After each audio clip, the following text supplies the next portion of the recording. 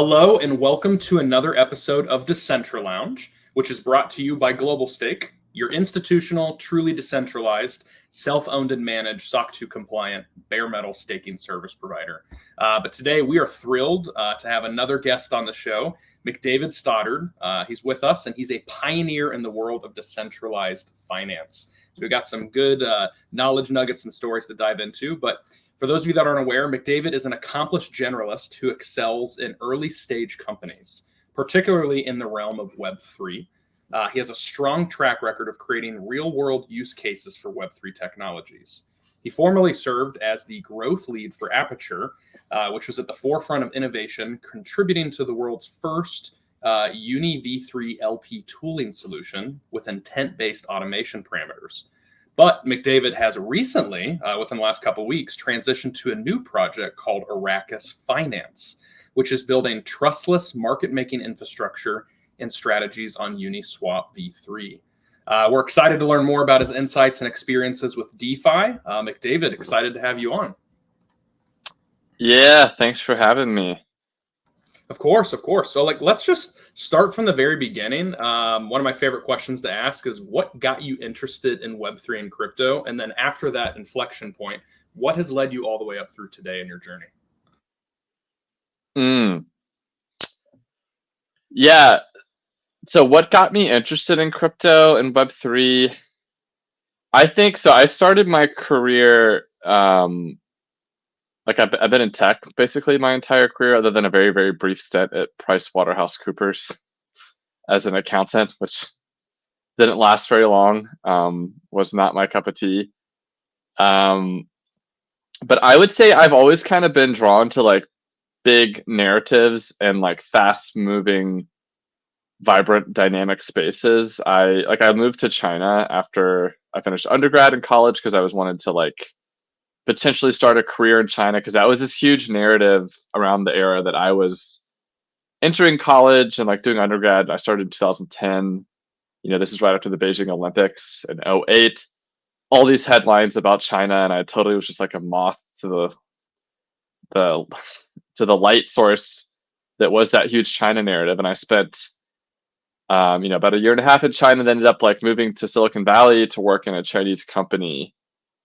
So I was kind of generally always attracted to these like larger themes that I thought were going to define like the future of business or the future of geopolitics, whatever may have it. I was always less interested in things like accounting, which is this very stodgy, doesn't change much industry, ton of stability in that, but it's also not very exciting or dynamic.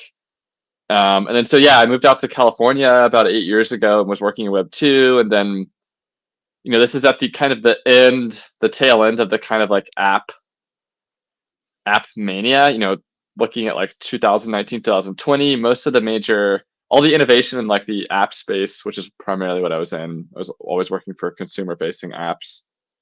That whole innovation cycle was basically over, and I was feeling that inside the companies, like things are super boring. This is where all these like TikToks of like a day in the life of a product manager at Facebook, and they're like have this like bullshit job where they work 3 hours a day. Like all of that, I feel like is born out of the it's this late stage development cycle for like the app economy and the internet, and like there's just not as much like go, and things have gotten very stable and boring. And that's great for TikTok lifestyle content, but not great if you want to be engaged at work. And so as I was looking around, this is like 2019, 2020, I get put on this project at the then news app I was working at to like look into Web3 as a content vertical to move into.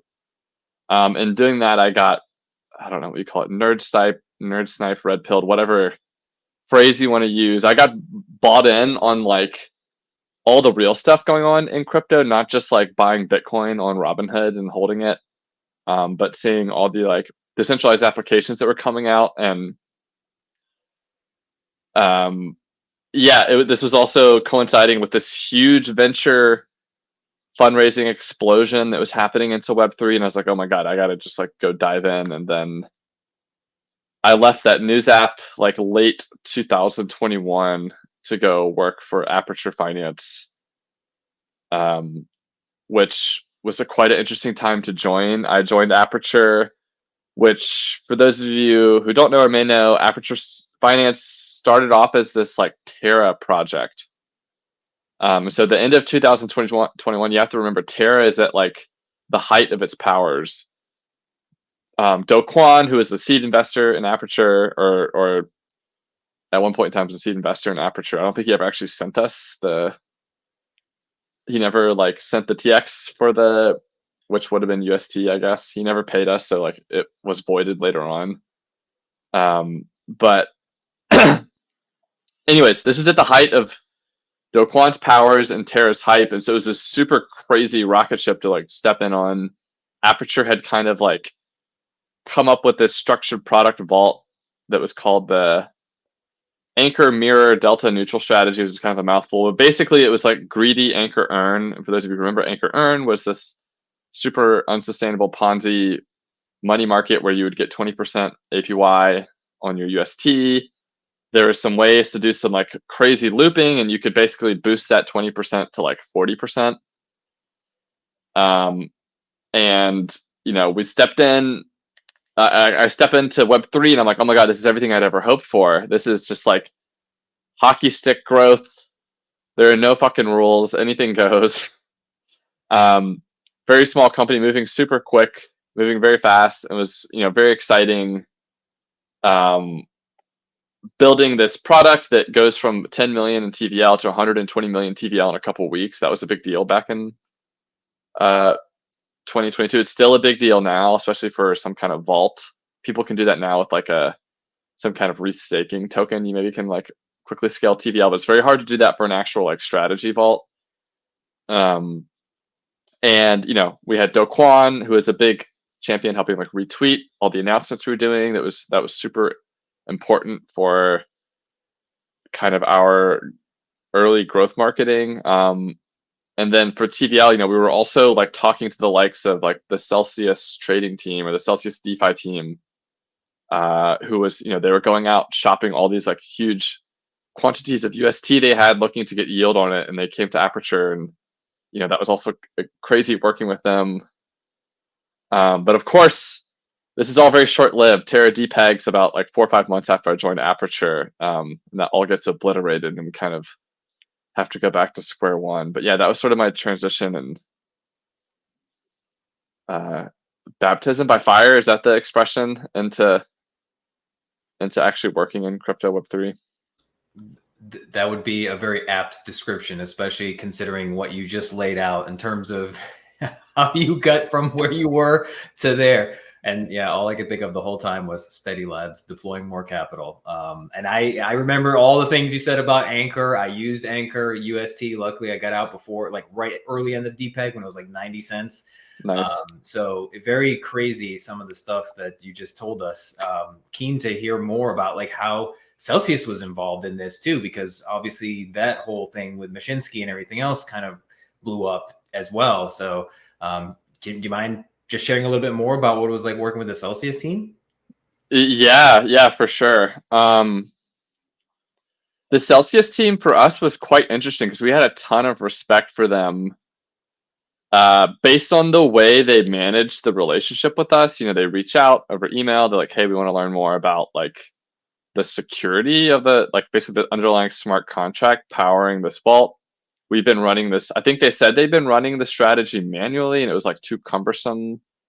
There's also these huge liquidation risks, and you have to constantly keep like. This was a delta neutral strategy where you had to make sure you were remaining market neutral at all points in time, and there were some very volatile tokens underlying this, so you needed automation. But anyways, yeah, they reached out. They wanted to like learn more about the smart contract, and then through that process, we kind of like started this very long relationship with them. And they were clearly like super smart. It was a pretty big team. They all like we felt like they knew DeFi strategies better than we did. And we were the company that had automated this vault. So we kind of like, not only were they our biggest capital partner, but they were also this like, we were using them to get ideas for other strategies to automate. Because we perceive them to have kind of incredible alpha in that regard. And they were they did very like solid due diligence, in my opinion, in terms of reviewing the smart contract themselves physically. They even did something that I thought was relatively smart. They, like, the initial capital they deployed was into a version of this strategy that was on synthetic crypto assets, which sounds insane to say out loud, but the TLDR is that the other assets in this thing were like synthetic equities, which had Oracle issues where, like, you could not trade these things outside of the hours, the market hours where, like, the Oracle was present, which is basically like the trading hours for the New York Stock Exchange. But the synthetic crypto versions of these vaults had 24/7 oracles, which meant you could exit them at any point in time. And they were basically, Celsius was like effectively foregoing the 40% APR type vaults and picking the like 25 to 30% one because it was relatively safer. So they were, even within this like very degenerate atmosphere, they were making prudent decisions, I thought. Of course, everyone missed the big picture that Terra was a super unsustainable Ponzi scheme that was kind of probably doomed to fail regardless. But yeah, the general vibe of working with them was they were very smart. I thought they were very prudent compared to the average, the norm that was going on in this environment, because we had other institutions putting capital in that were being way more degenerate with they weren't doing any kind of smart contract due diligence. They weren't picking the safer crypto vaults. They were going full, like, max out the APR. And those were people doing it with, also like boomer institutional money. So all this is to say, I just wanted to call it that the Celsius DeFi team was a lot more prudent and doing good due diligence, which might be kind of counter to the larger narrative we have about how Mashinsky ran things at Celsius, which is also very true. But I guess just goes to show that, like, within even some of these very dysfunctional organizations, whether it be FTX or Celsius, there were pockets of teams that were trying to do things by the book, or whatever by the book looks like at that point in time. That makes sense. That's wild story. And I'm sure you could go into like crazy detail, but I am kind of curious, if we shift the conversation a little bit, you're pretty well versed when it comes to Uniswap, and I kind of want to know your perspective on Uniswap V4. What are like the main problems that it's aiming to solve? And if you could explain that maybe from like a high level perspective for any of our institutions that are listening and are wondering, hey, why should I actually start working in DeFi instead of just doing these long tail holds of buying Bitcoin and ETH and just sitting on them for years? Yeah. So Uniswap V4, there's a couple different ways to look at this. Like, if you look at the perspective of Uniswap Labs or the foundation, we'll just kind of talk about those as one thing for now, even though they kind of have different incentives. From the perspective of Uniswap, I think they began to realize that with Uniswap V3, you'd kind of opened up Pandora's box in terms of some of the composability, or like the different types of strategies that could be built on top of like concentrated liquidity, which is what Uniswap V3 brought to the market.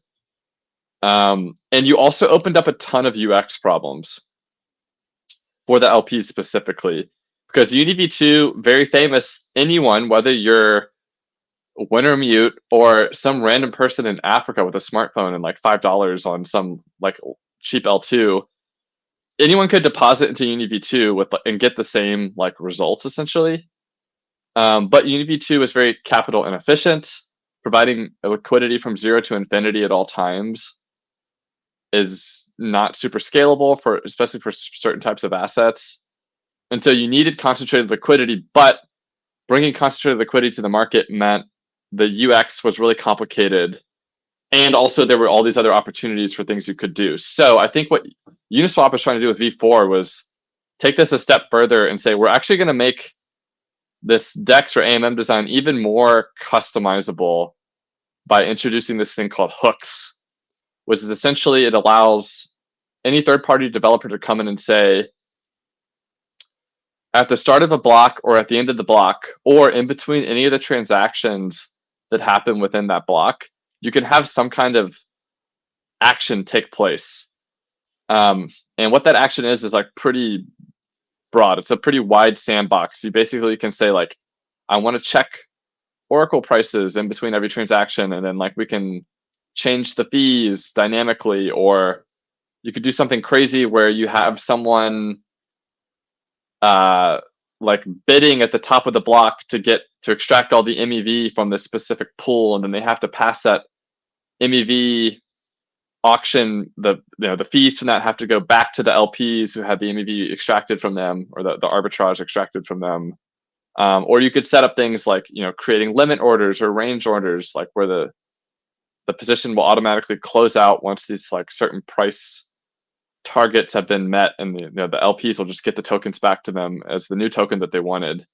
Those are just a few like very random ideas I've thrown out there. You can also do things like you could have a pool that's KYC'd, and like you have to KYC to interact with the pool.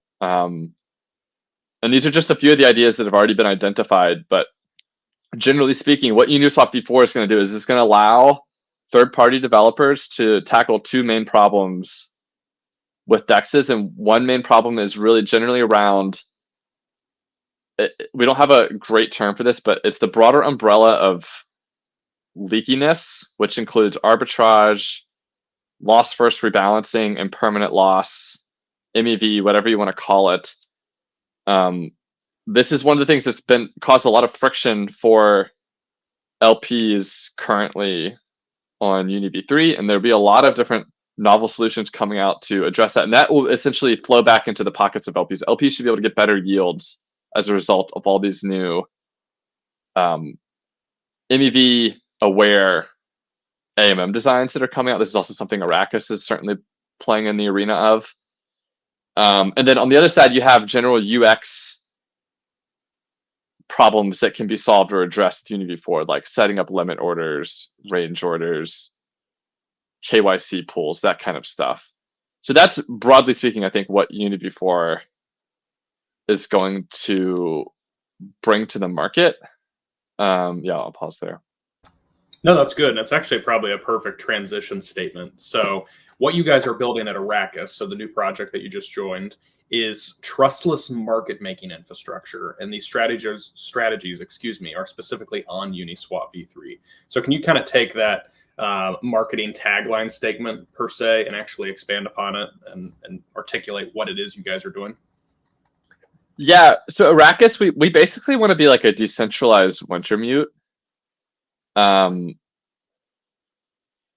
And what that means is like Wintermute is kind of this like big, bad, but very necessary centralized institutional player that is bringing liquidity to many different sectors of crypto, whether it be someone trying to swap for ETH on chain. There's a really good chance if you're doing that right now on Uniswap X that you're actually going to hit Wintermute's liquidity, because most people don't realize this, but a lot of Uniswap X liquidity now is, it's routing through these solvers, and these solvers are settling on these private market makers, which are essentially these like requests for quote systems managed by centralized institutions like Wintermute, who will use their own inventory to fill these swaps.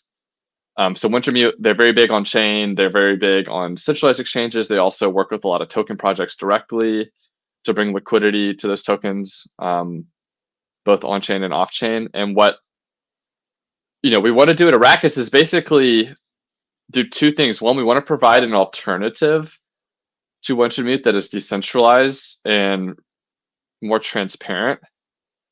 But we also want to create a solution for the like quote unquote hyper tokenized future, one in which there's going to be millions of tokens. There's going to be this massive long tail of tokens for everything from culture and memes to security and equities, and even YouTube videos and MP3s. Like very small things could be brought down to a token as well. And all those assets are going to be useless without liquidity. And currently, entities like Wintermute, they won't be able to support this long tail of assets. Both operationally speaking, it won't be feasible, and also financially, they won't be able to hedge any of these things on large, very deep, very liquid hedging venues like Deribit. So, in order for that, these tokens to have liquidity, there's going to need to be some kind of solution, I think, that can match the retail users who will have this liquidity with the right strategies that can manage the liquidity. And on the other side, there will need to be the token issuers themselves will have to be able to provide enough incentives to make the liquidity for their thing sustainable. So yeah, that's broadly speaking what Arrakis is marching towards. And then today, if people that are familiar with Arrakis will know us for having this product called Palm, where we basically are one of the few players right now on chain that will help token projects bootstrap their liquidity on Uniswap V3 from day one, the day the token launches.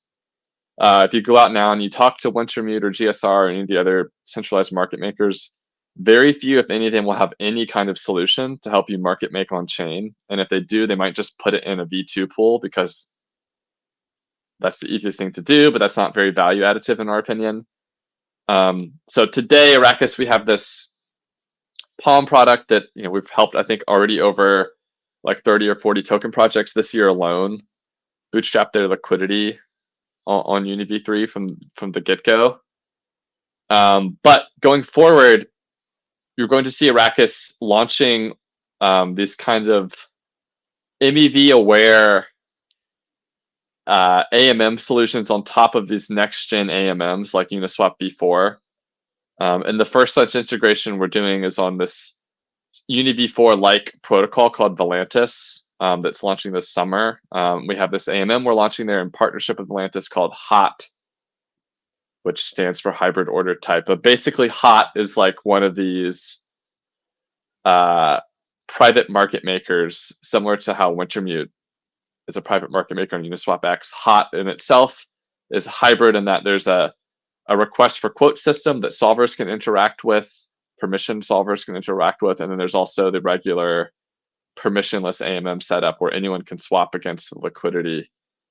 And the idea is that this RFQ system can kind of help protect against some of the arbitrage opportunities, but also it will attract more healthy flow as more and more today you see the permissionless swaps that are happening, or it's usually arbitrage swaps that are landing on chain at any kind of volume, and the more like healthy flow is now routed through these solver or intent protocols. And so we're trying to basically get more non-toxic flow and mitigate more of the toxic flow with HOT. So this is our first experiment that we're launching, and you'll see something else big coming from us later this year on UniV4 as well. Very cool. So Palm itself, just so for anybody that's been listening that wants to know like what its actual title is or like what it's referencing, is called Protocol Automated Liquidity Management. So McDavid, if you can kind of maybe just explain, like if a project is coming to you, whether it's a foundation or a new token project, whatever, what's like the main process that they would go through to actually utilize the Palm product? How would they interact with you guys? How would they go about that? Yeah, so they would want to like reach out to our BD guy, or DM us on Twitter, and from there we basically, it's a relatively like white glove service. At the end of the day, the protocol, they own the liquidity. It's their tokens. They have control their key. It's not liquidity that we own or have access to, but we are helping you set up the strategy.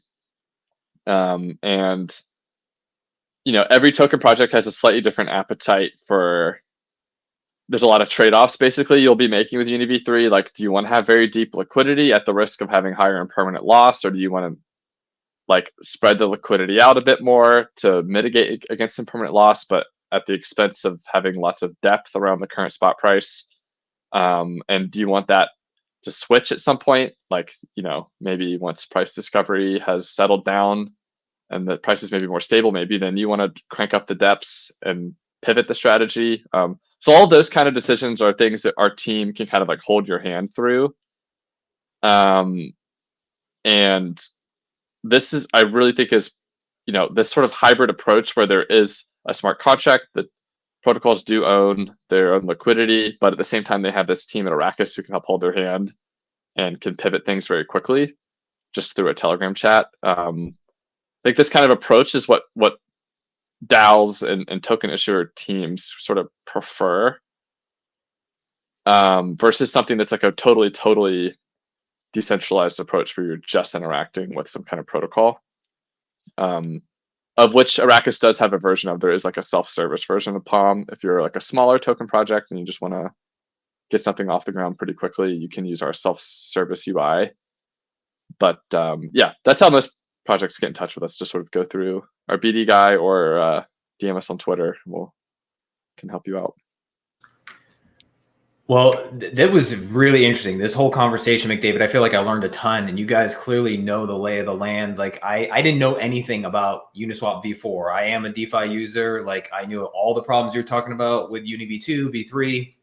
Really interesting stuff that you were laying out for 4, especially the limit orders, because we know that like the centralized order books have problems at times. So curious to see how all this plays out in the coming months. For those of you who are listening or watching, if you want to learn more about Arrakis Finance, please go check out their website. I'm about to do so and delve deep into it right after we record.